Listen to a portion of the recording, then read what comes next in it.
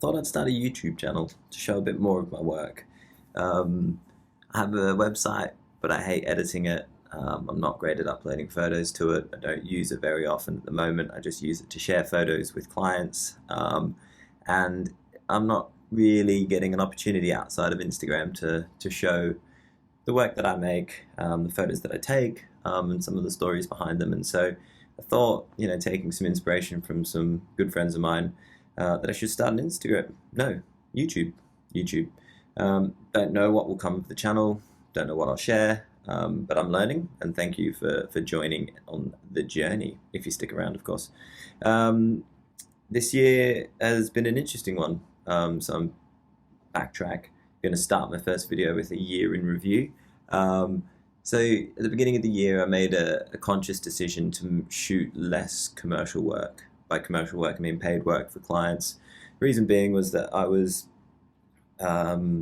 the main sort of work that I was making was for clients, and I was kind of losing the love for photography. And if I looked in my catalog of photos that I'd taken each year, it was always 95% client work and only 5% personal stuff. And because I was doing the same type of client stuff over and over again, I felt like I wasn't learning. And so conscious decision this year to do less of that paid work, do some more stuff for myself.